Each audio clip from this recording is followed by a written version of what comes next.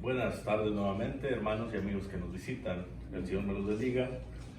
Vamos a continuar con la clase que estamos llevando los miércoles en cuanto al libro de Jonás. Y ya hemos visto lo que es la introducción.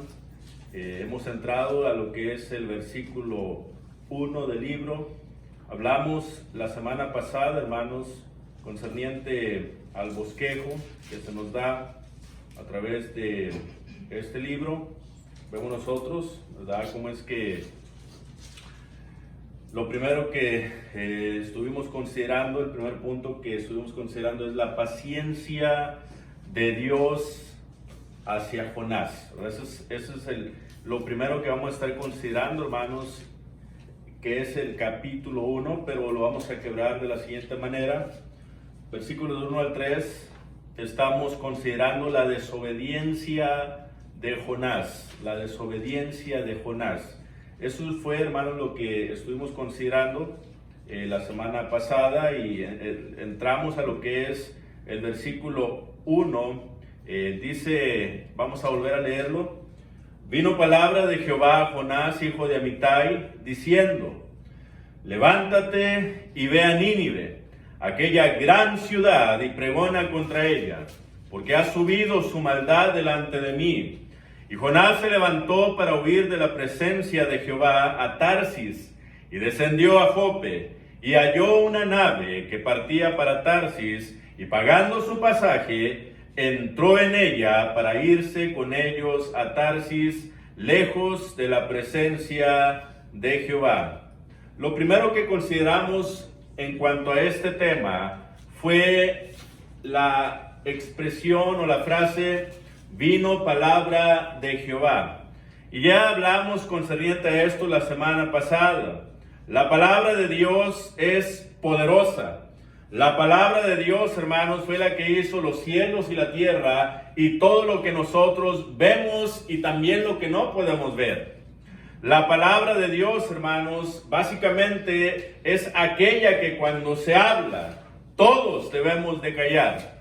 La palabra de Dios dice, primera Timoteo capítulo 3, o segunda Timoteo, perdón, capítulo 3, versículo 16, nos dice que toda la escritura es inspirada por Dios, útil para enseñar, para redarguir, para corregir, para instruir en justicia, a fin de que el hombre de Dios sea perfecto, enteramente preparado para toda buena obra. Para eso sirve la palabra de Dios. Entonces, la palabra de Dios llegó a nosotros, hermanos, en forma de libro. Nosotros la conocemos como la Biblia.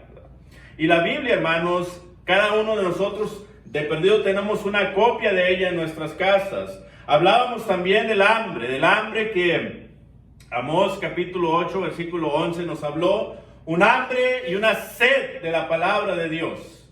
Y que esa hambre y esa sed, hermanos, vino por causa de la desobediencia del hombre. Y ahora en estos tiempos, lamentablemente, la palabra de Dios, lamentablemente, en muchos de nuestros hogares, en muchas personas, todavía aún no despierta esa hambre y esa sed. Pero bien, vimos todo esto, hermanos, la semana pasada. Hoy en esta ocasión vamos a estar viendo lo que es el versículo 2, empezando con esta frase: levántate y ve a Nínive, aquella gran ciudad, y pregona contra ella. Levántate y ve a Nínive, aquella gran ciudad, y pregona contra ella. Este fue el mandato que Dios le dio, hermanos, a Jonás.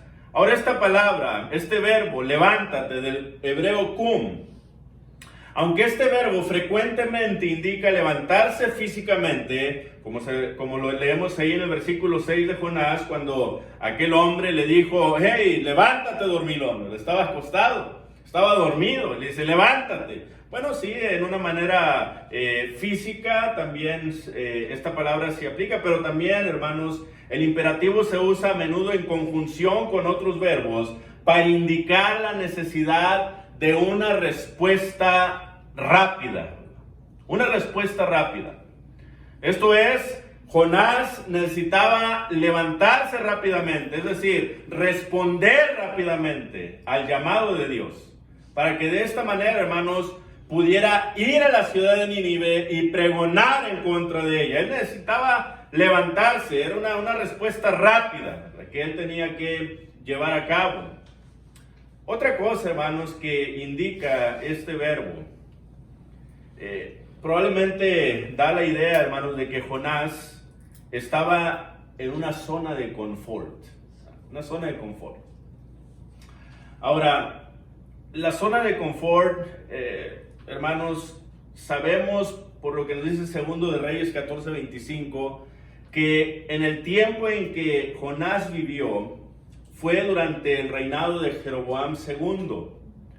Y por 40 años, hermanos, este rey que estuvo reinando por sobre Israel, logró, hermanos, una prosperidad tremenda en esta nación, hermanos. Una prosperidad tremenda. Y podemos ver, hermanos, en el mapa todo lo que abarcó este reino durante el rey Jeroboam II. Abarcó, hermanos, desde Moab hasta Siria, ¿verdad? Todo este reino, hermanos. Y lo interesante también es que en este tiempo, aunque el padre de Jeroboam II no pudo hacer, hermanos, ningún tipo de trabajo, ¿verdad? O de unión con los de Fenicia, Jeroboam sí logró hacer esto. Él tenía, hermanos, contratos con Fenicia. Él trabajaba juntamente con esta otra nación. Y esto solamente se logró durante el tiempo de Jeroboam II. Entonces había, hermanos, una gran prosperidad en este tiempo. Y vemos nosotros, hermanos, que probablemente por esta época de prosperidad es que Jonás necesitaba él salir de esa zona de confort. Ahora sí es muy bonito, hermanos, entrar en este tipo de zona o estar en este tipo de zona. ¿Por qué? Bueno, porque cuando estamos en esta zona nos sentimos a gusto, nos sentimos tranquilos, nos sentimos en paz, nos sentimos bien con nosotros mismos.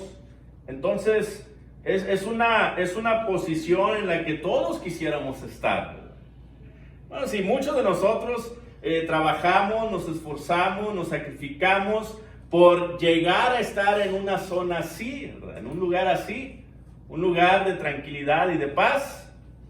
Bueno, ahí se encontraba Jonás.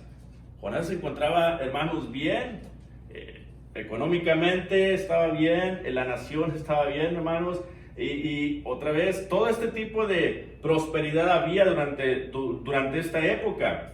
Pero hay un Proverbios 30, 8 y 9, que dice lo siguiente: vanidad y palabra mentirosa aparta de mí, no me des pobreza ni riquezas, manténme del pan necesario. No sea que me sacie y te niegue y diga, ¿quién es Jehová? O que siendo pobre, hurte y blasfeme el nombre de mi Dios. Hermanos, hablando de la primera sección, no me des riqueza, dice aquí Agur, ¿verdad? Este hombre que escribió este proverbio. ¿Por qué? Bueno, porque él tenía el temor, hermanos, de cuando estuviera saciado, él iba a negar al Señor por causa de esto. Y vemos nosotros, hermanos, que cuando hay abundancia en nuestra vida, ¿qué es lo que sucede muchas de las veces, hermanos? Nos olvidamos de Dios. Eso es algo que es verídico. No solamente, hermanos, en tu vida, sino en la vida de todos los seres humanos. Cuando hay abundancia de pan, cuando hay abundancia, hermanos, de dinero, cuando hay abundancia de comodidades en nuestra vida, lamentablemente, en muchas ocasiones, nos olvidamos de Dios. Mire la historia de este hombre, el joven rico. Cuando leemos Mateo capítulo 19, vamos a leerlo, hermanos. Vamos a leerlo. En Mateo capítulo 19, versículos del 16 al 22. Esta porción de la escritura, muy importante notarla porque se puede ligar de una manera sorprendente con lo que estaba pasando probablemente en la vida de Jonás, hermanos. Pero ahí en Mateo capítulo 19, versículo 16 al 22, dice ahí la palabra: entonces vino uno y le dijo, maestro bueno, ¿qué bien haré para tener la vida eterna? Él le dijo, ¿por qué me llamas bueno? Ninguno hay bueno, sino uno, Dios. Mas si quieres entrar en la vida, guarda los mandamientos. Le dijo, ¿cuáles? Y Jesús le dijo, no matarás, no adulterarás, no hurtarás, no dirás falso testimonio, honra a tu padre y a tu madre, y amarás a tu prójimo como a ti mismo. El joven le dijo, todo esto lo he guardado desde mi juventud. ¿Qué más me falta? Jesús le dijo, si quieres ser perfecto, anda, vende todo lo que tienes o vende lo que tienes y dalo a los pobres y tendrás tesoro en el cielo. Y ven y sígueme. Oyendo el joven esta palabra, se fue triste porque tenía muchas posesiones. Podemos seguir leyendo la historia, hermanos, y la puede seguir leyendo usted en su casa si gusta, pero el punto, hermanos, aquí es el siguiente.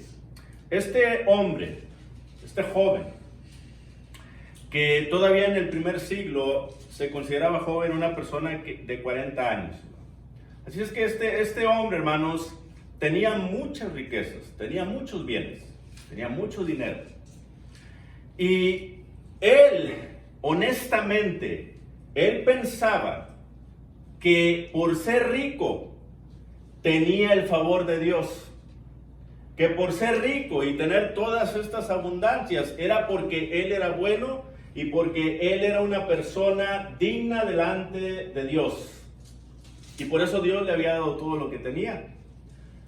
Y él mismo se lo dice al Señor, todo esto lo he guardado desde mi juventud. O sea, le habló, hermanos, el Señor Jesús le mencionó de los 10 mandamientos, le mencionó podemos decirlo así, los últimos 5.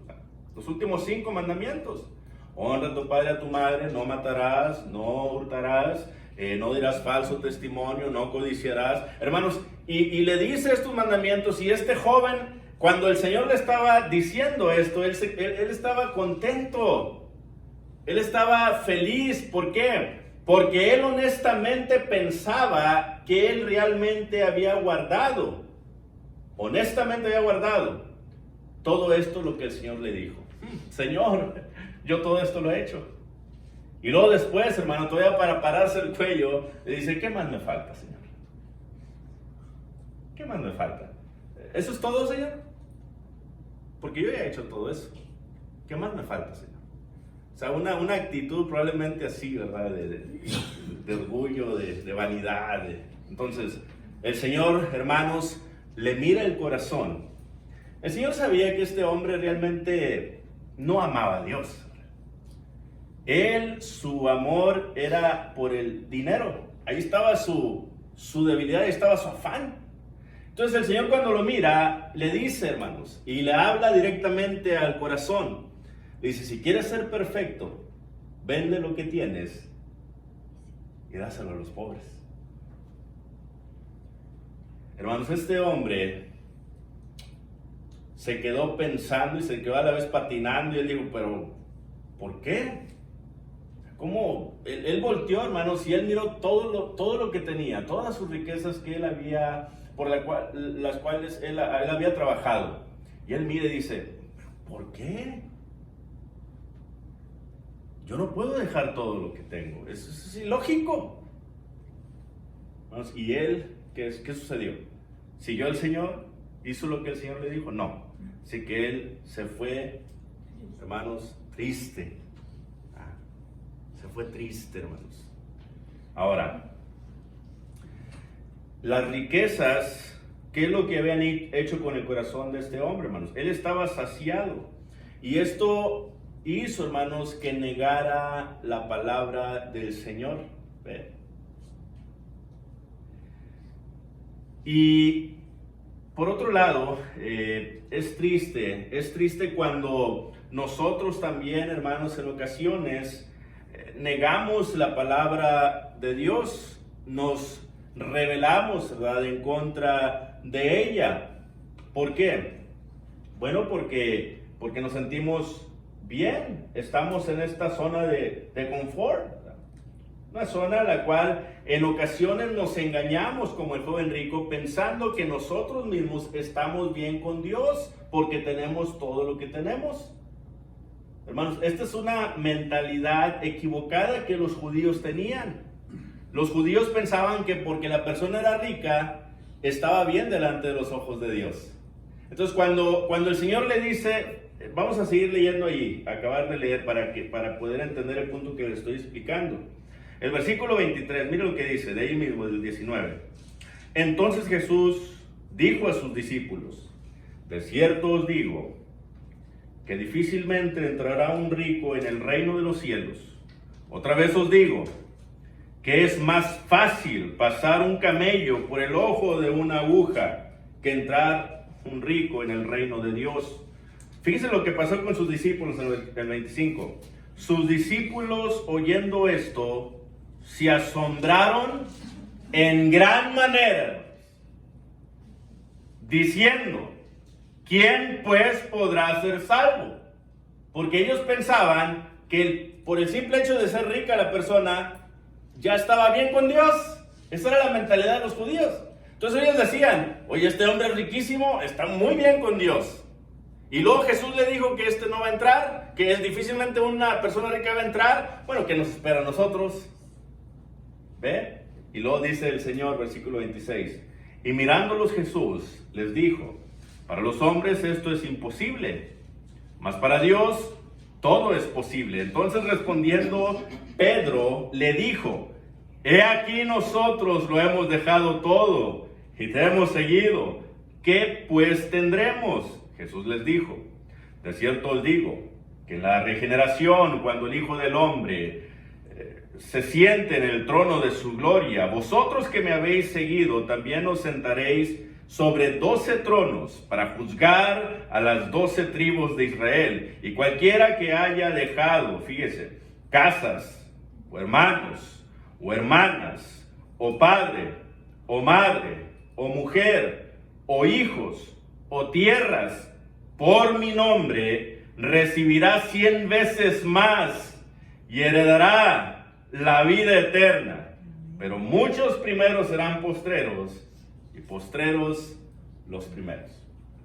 Hermanos, en el caso de Lucas, él dice, recibirá 100 veces más en esta vida. Porque no está hablando primordialmente, no está hablando, hermanos, de que cuando te mueras, cuando estés en el cielo, vas a... No. Dice Lucas, en esta vida, 100 veces más. ¿Por qué? Porque si tú estás dispuesto a dejar todo por el Señor. Ahora, aquí está diciendo el Señor, padre, madre, hermano, mujer, hijos. Ahora, no malentiendan al Señor. Lo que está diciendo el Señor es, ponme a mí en primer lugar. Eso es lo que está diciendo el Señor. No pongas a tu hermano, a tu esposo, a tu padre, o sea, a tus hijos. No los pongas primero que a mí. Ponme a mí en primer lugar, dice el Señor. Si tú haces eso, entonces vas a recibir 100 veces más. Ahora, por otro lado, ha habido personas que porque se convierten al cristianismo, hermanos, sus padres se enojan con ellos, les dejan de hablar, no los quieren ni ver. Ha pasado. Ahora, uno se pregunta, bueno, ¿y cómo es que recibió 100 veces más padres y madres? Porque cuando uno se convierte a Cristo, hermanos, uno se une a una nueva familia. Y ahora, en esta nueva familia en la que estamos, todas aquellas personas que son mayores que tú, que podrían ser tus padres, ahora espiritualmente son considerados por el Señor como tus padres espirituales. Es hermoso esto, ¿verdad? Y todos aquellos niños, jovencitos que podrían ser tus hijos, ahora son considerados como tú, como padre de ellos, ahora son como tus hijos para ti. ¿Ve? Pues de esa manera estás recibiendo más en esta vida. Esto es algo tan hermoso. Ahora, el punto está, hermanos, en que, otra vez, Jonás, él se encontraba en una zona de confort. Él estaba a gusto donde estaba, él se sentía bien en su tierra, la tierra estaba prosperando. Hermanos, él le había profetizado concerniente a esa prosperidad. Entonces todos miraban a Jonás como el mejor de los profetas. Jonás, de todos los profetas, Jonás es el mejor, porque nos ha profetizado prosperidad y estamos viviendo en prosperidad. ¡Viva Jonás! Entonces Jonás estaba contento, él se sentía bien, él se sentía a gusto, hermanos. Es muy hermoso cuando estás recibiendo alabanza de los demás, cuando los demás te miran bien, cuando toda la gente, hermanos, habla bien de ti. Se siente bien, ¿verdad? Te sientes a gusto y dices tú, ay, qué padre, ay, qué bonito. Hermanos, y otra vez, tú prefieres juntarte con la gente que te quiere y que habla bien de ti, ¿verdad? Que juntarte con la gente que a lo mejor no te quiere o habla mal de ti. Es lógico esto. Entonces Jonás se encontraba en una zona de confort, en un lugar muy a gusto, hermanos. Y por eso el Señor le tuvo que decir, Jonás, levántate, levántate, necesitas levantarte. A este joven le dijo también, ¿verdad? Necesitas dejar todo. Pero también hay otra cosa que le menciona, no solamente es levantarse, sino también le dice, y ve a Nínive, ¿verdad? Dice el Señor, y ve a Nínive. Entonces no se trata de levantarnos solamente, sino también de empezar a caminar. Hay que empezar a caminar, ese es el punto. Jonás, levántate, prontitud, pero empieza a caminar, Jonás. Y Jesús le dijo al joven rico en Mateo 19:21, al final le dice, y ven y sígueme, le dice, ¿verdad? Ven y sígueme, ven y sígueme. Hermanos, se trata no solamente de levantarse, sino también se trata de caminar por el camino del Señor. Muy importante esto. A veces hay personas que se creen religiosas y hablan de Dios, y hermanos, y hablan de la Biblia, y personas que parecieran, ¿verdad?, que están bien ante los ojos de Dios, pero no caminan de acuerdo a la voluntad de Dios. Sus vidas no están en acorde con lo que ellos predican. Entonces se trata de caminar con Dios también. Es muy importante esto. Entonces Jonás, hermanos, tenía que ir a pregonar a Nínive. Jonás, la tarea de Jonás era levántate y empieza a caminar hacia Nínive, aquella gran ciudad, para que empieces a proclamar el mensaje que te voy a dar. Nosotros fuimos llamados para anunciar, hermanos, también, para anunciar el Evangelio. En Primera de Pedro, capítulo 2 y versículo 9, nos dice, y nosotros somos linaje escogido, real sacerdocio, nación santa, pueblo adquirido por Dios. ¿Para qué? Para que anunciéis las virtudes de aquel que nos llamó de las tinieblas a su luz admirable. ¿Ve? Nosotros, cada uno de los que hemos obedecido el Evangelio, hermanos, hemos sido llamados por Dios para anunciar las virtudes de aquel que nos llamó de las tinieblas a su luz admirable. Es un hermoso trabajo el que tenemos. Es una hermosa responsabilidad, es un gran privilegio. Y esta fue la comisión que se le dio a los discípulos en Marcos 16, capítulo 16, versículo 15. Donde les dice, id por todo el mundo, ¿ve?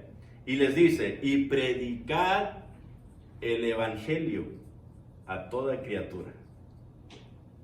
Id por todo el mundo. Esto quiere decir, van a caminar, pero no solamente es caminar, sino también, y prediquen el Evangelio a toda criatura. Hermanos, el apóstol Pablo nos enseñó este mismo principio en 1 Corintios capítulo 2, versículos del 1 al 5. Vamos a leerlo y lo vamos a quebrar. Pero en 1 Corintios capítulo 2, versículos del 1 al 5, miren lo que dice ahí el apóstol. 1 Corintios capítulo 2, versículos del 1 al 5. Así que, hermanos, cuando fui a vosotros para anunciaros el testimonio de Dios, no fui con excelencia de palabras o de sabiduría, pues me propuse no saber entre vosotros cosa alguna, sino a Jesucristo y a este crucificado. Y estuve entre vosotros con debilidad y mucho temor y temblor, y ni mi palabra ni mi predicación fue con palabras persuasivas de humana sabiduría, sino con demostración del Espíritu y de poder, para que vuestra fe no esté fundada en la sabiduría de los hombres, sino en el poder de Dios. Mire cómo vamos a quebrar estos versículos, hermanos. Primero, lo que vemos en el versículo 1, la parte A, es la responsabilidad de predicar. Dice el apóstol Pablo, hermanos, cuando fui a vosotros, ¿ve? O sea, se requiere ¿qué? Esfuerzo de levantarse, hermanos, de empezar a caminar, de empezar a dirigirse, a anunciar la palabra de Dios. Pero primero tienes que dirigirte, tienes que caminar. Hermanos, y luego más adelante en el 1b, ¿qué es lo que vas a hacer? Bueno, habla de predicar el mensaje de Dios, ¿verdad? El mensaje a predicar. ¿Cuál es el mensaje a predicar? Bueno, el testimonio de Dios. Eso es lo que dice, para anunciaros el testimonio de Dios. Ese es el mensaje a predicar. Más en el versículo 2 lo dice, a Jesucristo y a este crucificado. Ese es el mensaje a predicar. Entonces no se trata solamente de levantarte y de caminar, sino también de predicar el mensaje a predicar. Y número 3, hermanos, lo vemos en el versículo 2, la convicción al predicar, pues me propuse. Eso es lo que Pablo se propuso. O sea, él estaba convencido en lo que había creído. Vemos en Hechos capítulo 9, hermanos, su conversión. Hechos capítulo 9, en el versículo 1 y 2, él había pedido cartas del Sanedrín, esto es la Corte Suprema de los Judíos, para perseguir a los cristianos y traérselos, hermanos, arrastrados hasta la cárcel de Jerusalén. Él, hermanos, tenía un gran odio por causa de la iglesia, por causa de los cristianos, en contra de Cristo. Pero en el camino, cuando éste iba a Damasco, dice que de repente le rodeó un resplandor de luz, hermanos. Y cuando este hermano miró el resplandor de luz, dice que aquella voz le dijo, Saulo, Saulo, ¿por qué me persigues? Dura cosa te es dar cosas contra el aguijón. Y le dice Saulo, ¿y quién eres, Señor? Yo soy Jesús, a quien tú persigues. Entonces, hermanos, le dice el apóstol Pablo, en ese momento Saulo, Señor, ¿qué quieres que yo haga? Y el Señor le dice, ve, entra a Damasco, y va a ir a ti un hermano que se llama Ananías, y él te va a decir lo que tienes que hacer. Hermanos, en este momento es el que Saulo se convierte a Cristo, se bautiza para el perdón de sus pecados. Y él estaba convencido, hermanos, de lo que vio, de lo que escuchó. Él sabía que el Cristo había resucitado porque se le apareció en el camino. Y él cambia. Y él empieza a predicar con convicción esta palabra que le fue anunciada. En el versículo 3 miramos la humildad al predicar. Dice, y estuve entre vosotros con debilidad y mucho temor y temblor. Hermanos, cuando uno predica, sí, número uno, uno tiene que temblar, tiene que tener temor. ¿Por qué? Porque no es tu palabra la que estás hablando, es la palabra de Dios. Pero también por otro lado, hermanos, en cierta ocasión, en el caso de Pablo, hubo momentos, ¿se acuerdan cuando entró a Listra? ¿ve? Y empezó a predicar, hermanos, el evangelio.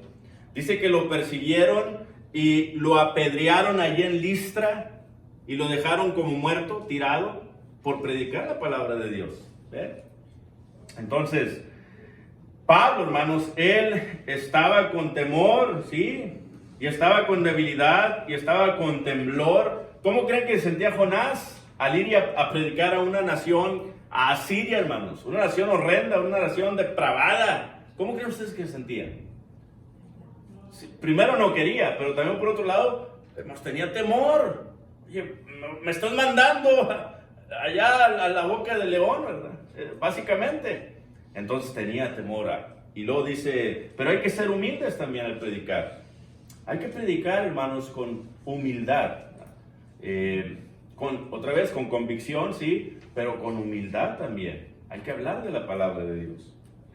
Y luego, por último, hermanos, el reconocimiento al predicar, versículos 4 y 5. Y ni mi palabra ni mi predicación fue con palabras persuasivas de humana sabiduría, sino con demostración del Espíritu y de poder, para que vuestra fe no esté fundada en la sabiduría de los hombres, sino en el poder de Dios. Hay que reconocer, hermanos, que no eres tú el que le va a cambiar el corazón a las personas. Es Dios, es su palabra. Nosotros somos solamente un instrumento, un vaso, el cual el Señor está utilizando ¿para qué? Para su propia gloria, para su propia honra. Tú simplemente eres un recipiente que el Señor está usando. Es como quien agarra un vaso, hermanos, para servirse agua y tomar. ¿Quién es el que disfruta? ¿El vaso? No, es uno el que disfruta. Entonces el Señor hace lo mismo. Sería ilógico que el vaso se empezara a gloriar. Sería ilógico, porque el vaso no puede gustar del agua. Simplemente se llena, pero no gusta de ella. No saborea el agua. El único que puede saborear el agua es el Señor.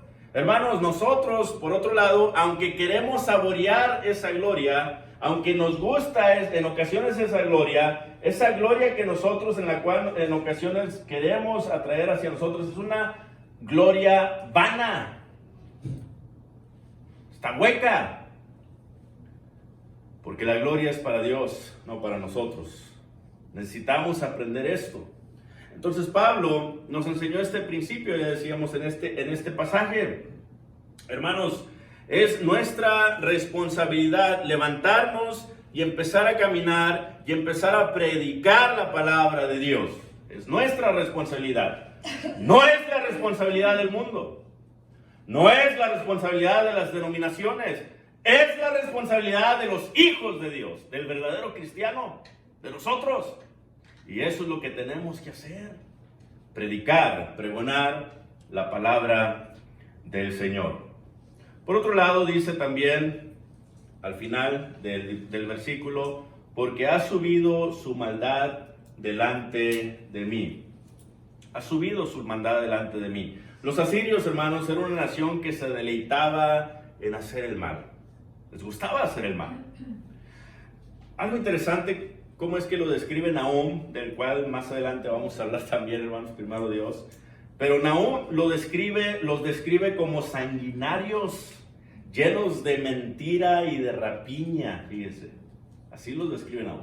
Y luego más adelante, en los siguientes versículos, dice que era una nación, hermanos, que se deleitaba en caminar por sobre los cadáveres. Al rey le encantaba, hermanos, esto. Caminar por sobre los cadáveres. Imagínense qué tan sanguinario no serían, qué tan depravados no estaban esta gente. Entonces, la maldad de los ninivitas subió hasta la presencia del Señor. Usted recuerda Génesis capítulo 6, versículos de 5 al 7, donde vamos a leerlo, ¿verdad? Génesis capítulo 6, estamos hablando de Noé, en el momento antes del diluvio. Mire cómo menciona ahí la palabra Dios, ahí cuando habla de la maldad de los hombres. Génesis capítulo 6, versículos 5 y 7, dice: y vio Jehová que la maldad de los hombres era mucha en la tierra, y que todo designio de los pensamientos del corazón de ellos era de continuo solamente el mal. Fíjense lo que dice el 6.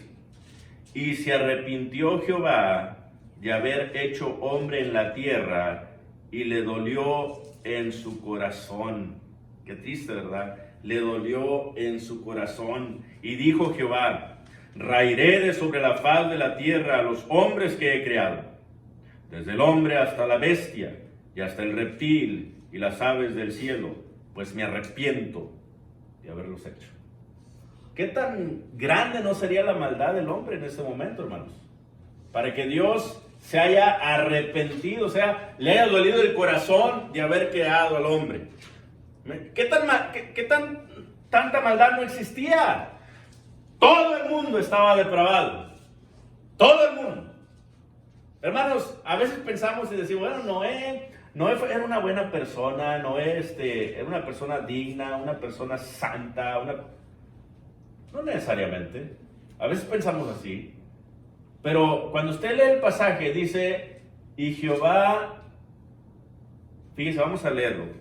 Ahí dice, halló gracia ante los ojos, o ante Noé, ¿verdad?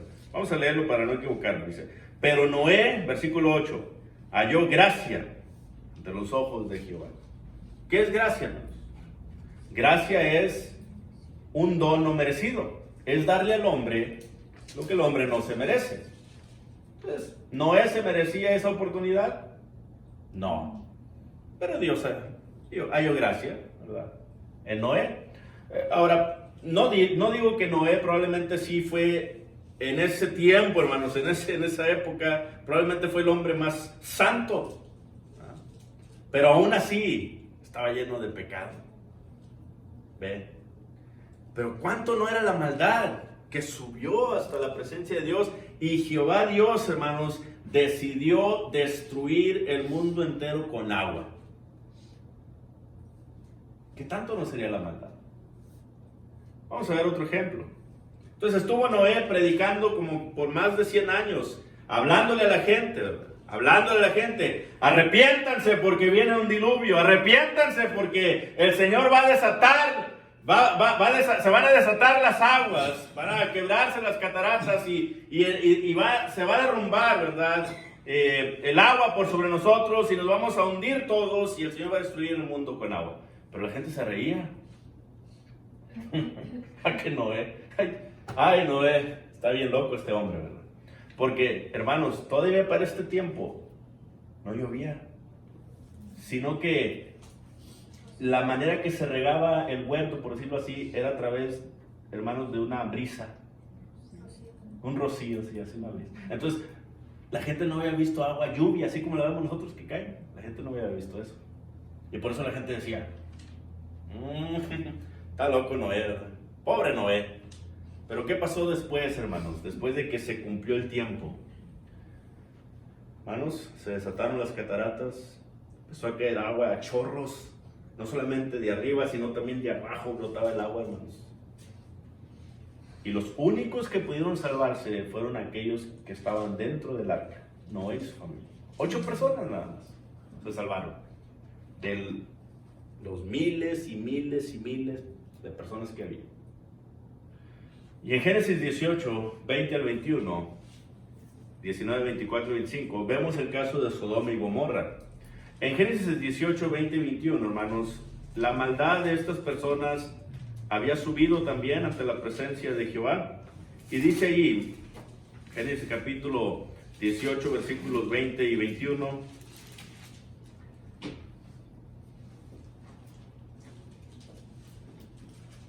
dice, entonces Jehová le dijo, por cuanto el clamor contra Sodoma y Gomorra se aumenta más y más, y el pecado de ellos se ha agravado en extremo, descenderé ahora, y veré si han consumado su obra según el clamor que ha venido hasta mí, y si no, lo sabré. Hermanos, era tanto la maldad también. ¿Sabe qué estaba pasando en Sodoma, en Gomorra? Cuando entraron los ángeles, fíjese, a sacar a Lot y a su familia. Cuando entraron los ángeles, llegaron a la casa de Lot. Lot tuvo que meterlos, hermano, rápidamente. Y después la gente se amontonó.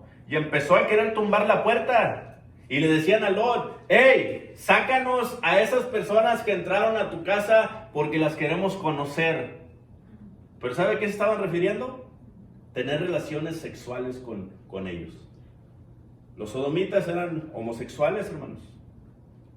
Y ya estaban tan depravados que lamentablemente aún entre los mismos del mismo sexo estaban teniendo relaciones íntimas. O sea, ya estaban bien depravados. Esa maldad subió ante los ojos de Dios. Y por eso Dios decidió destruir esas dos ciudades. Y sacó a Lot y a su familia, hermanos. Y cuando estos salieron, Dios, dice el versículo 24 y 25 del 19, empezó a mandar fuego del cielo. Fuego del cielo, hermanos. Y empezó a destruir las ciudades. Pero la esposa de Lot, ella no se quería ir. Pero la agarraron de su mano y la sacaron a la fuerza. Y cuando ésta iba, hermanos, alejándose de la ciudad, Dios les había dicho a ellos, no quiero que volteen y miren la ciudad. Pero la esposa de Lot, hermanos, volteó a mirar la ciudad y se convirtió en una estatua de sal. ¿Ve? Entonces, otra vez, es muy importante que entendamos cuando la maldad del hombre sube hasta la presencia de Dios. Hermanos, hay que tener cuidado con ello. ¿Por qué? Mire, vamos a hablarlo en términos de hoy para que lo podamos entender un poquito más. Para el censo del 2015 se contaron 124.6 familias aquí en Estados Unidos. En el victimsofcrime.com dice que una de cada 5 niñas y 1 de cada 20 niños son víctimas de abuso sexual. En un año, el 16% de los jóvenes de entre 14 a 17 años han sido víctimas del acoso sexual aquí en Estados Unidos. En el National Children's Alliance.org dice que 995,000 niños fueron víctimas de maltrato infantil. En el 2013, 1,520 niños murieron por causa de ese maltrato, hermanos. Y esto está pasando dentro de las familias. Entonces, cada 20 minutos una persona es físicamente maltratada por su pareja. Equivale a más de 10 millones de personas por año. Tenemos muchos problemas aquí en Estados Unidos, hermanos. No lo digo para vamos a decirlo así, para meterle negatividad a su mente, no. Lo digo para que mire la realidad de las cosas, de cómo está Estados Unidos. Mire lo que está pasando en Estados Unidos. Acoso sexual, abuso sexual, hermanos. Y esto nada más hablando de familias, dentro de las familias. O sea, donde los padres golpean a sus hijos, donde entre parejas se golpean entre ellos mismos, hermanos, donde han llegado a matar a su cónyuge y a sus hijos por causa de este maltrato, fíjense. Esta maldad cada vez aumenta, lamentablemente. No está disminuyendo. Y la razón del por qué, hermanos, la cuestión es esta, que puesto que está pasando dentro de las familias, todo esto, tarde que temprano sale, ¿verdad? Sale de ahí. Fíjense, han habido 481 tiroteos en las escuelas de los Estados Unidos desde el 2013. 182 muertos desde el 2013 hasta hoy. 33 suicidios y 367 heridos. Esto nada más en las escuelas. Ve cómo lamentablemente cuando la maldad existe en la familia, tarde que temprano llega a las afueras también. ¿Y ese era en el 2013? No, desde el 2013 hasta ahorita. Sí, desde el 2013 hasta ahorita. Entonces, vemos aquí, hermanos, estas estadísticas, ¿verdad? Por ejemplo, hablando del 2008 hasta el 2017, vemos nosotros cómo es que los incidentes y las muertes, más los incidentes, han estado aumentando cada año. Mire, 2008, 64. 2009, 108. 2010, 102. 2011, 107. 2012, 139. 2013, y ahí usted ve el número, 132, 176, 248, 246, 261. ¿Ve cómo va aumentando? Entonces, ¿qué está pasando? Bueno, lamentablemente la maldad, hermanos, está aumentando aquí en Estados Unidos. Por eso es que Proverbios 4:23 dice, sobre toda cosa guardada, guarda tu corazón, porque de él mana la vida. Otra versión dice, sobre toda cosa guardada, guarda tus pensamientos, porque ellos son los que controlan tu vida. Jeremías 17:9 dice que el corazón es engañoso más que todas las cosas y perverso. El corazón de nosotros, hermanos, es malo. Por naturaleza somos malos. Por naturaleza. Y Mateo 15:19 dice que del corazón, hermanos, salen las cosas malas, los adulterios, fornicaciones, todo ese tipo de cosas malas, hermanos, de dentro del corazón salen. Entonces la maldad ahí está. Nosotros ya vamos a acabar, hermanos. Este es el último pasaje. El Salmo 119:11 nos dice, en mi corazón, dice ahí David, he guardado tus dichos para no pecar contra ti. Necesitamos la palabra de Dios en nuestros corazones para poder transformarlo para bien, hermanos. Muy importante. Entonces sí, ahorita hay mucha maldad, pero Dios nos ha dado la solución, hermanos. La palabra de Dios. Y nosotros somos un vaso que podemos ser, hermanos, un vaso para bien, un vaso útil. Podemos ser un vaso útil para el Señor. Y de esta manera, cuando nosotros nos convertimos en un vaso útil para el Señor, hermanos, el Señor nos va a utilizar para su gloria y honra. Entonces es muy importante que nosotros aprendamos de ello. Aprendamos de Jonás. Sí, a Jonás le dijo, levántate y ve a Nínive, aquella gran ciudad, y pregona contra ella. Hermanos, y nosotros de igual manera tenemos que levantarnos, tenemos que caminar, tenemos que ir y predicar también el evangelio a toda criatura. Y dice Marcos capítulo 16, versículo 16, el que creyere y fuere bautizado será salvo, mas el que no creyere será condenado. ¿Crees tú en lo que el Señor dijo? Si lo crees, puedes, a través de la obediencia al evangelio, arrepentirte, bautizarte, para que vengas a formar parte del cuerpo de Cristo. Y una vez que formas parte del cuerpo de Cristo, entonces es allí cuando tú te conviertes en pregonero de justicia, como lo fue Jonás. Vamos a dejar el estudio ahí, hermanos. Vamos a continuar la otra semana y vamos a hablar de lo que es el siguiente versículo, el versículo 3. Vamos versículo a versículo, hermanos, a lo mejor muy lentos, pero espero estén aprendiendo algo, ¿verdad? De cada uno de estas enseñanzas. Dios me los bendiga, hermanos.